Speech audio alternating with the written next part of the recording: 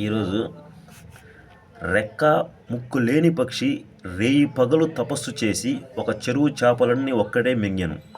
ముక్కు పుటములందు ప్రవేశించు శ్వాసకు ఆకారము లేదు, కావున రెక్క ముక్కు లేని పక్షి అని చెప్పబడినది.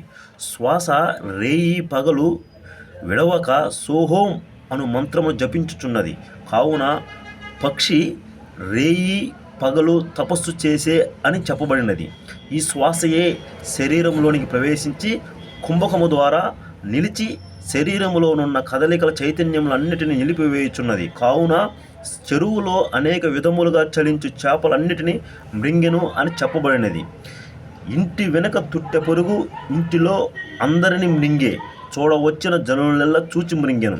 శ్వాస ఎల్లవేళలా సోహోం అను శబ్దము చేయుచున్నది. కావున గీ మని అరుచు తుట్టె పొరుగుగా చెప్పబడినది.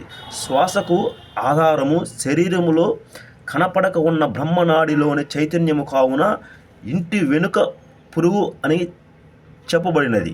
ఇల్లు అనగా శరీరము. శ్వాస కుంభకము ద్వారా శరీరములోనున్న వ్యాన, సమాన, ఉదాన, అపాన వాయువులన్నీ బంధింపబడుచున్నవి.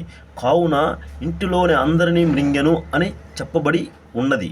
శ్వాస కుంభించిన తరువాత ఊపిరితిత్తుల ఖాళీ వల్ల 2 లేక 3 సార్లు కొద్దిగా బయట గాలి లోపలికి ప్రవేశించిన గాలి తిరిగి బయటికి రాక నిలుచుట వలన చూడవచ్చిన జనులెల్లా చూచి మృంగెను అని చెప్పబడి ఉన్నది.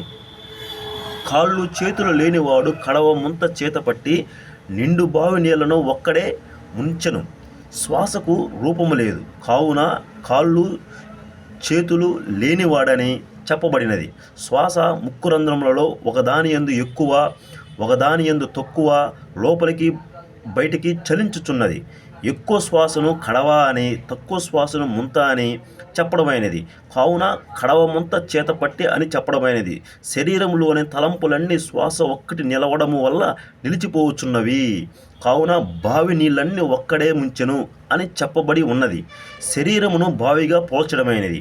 ఏటి మీద స్వాతి కొంగ వేటలాడుచూ రాగా చాటునున్న మీనుపిల్ల అట్టె మృంగే. శ్వాస శరీరంలో నిలిచిపోయిన దాని వలన మనస్సు నిలిచిపోవచ్చున్నది.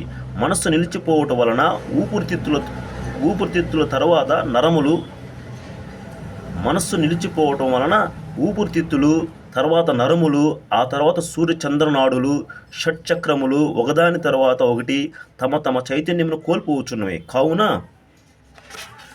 ఏటి మీద స్వాతి కొంగ వేటలాడుచూ రాగా అని చెప్పబడినది.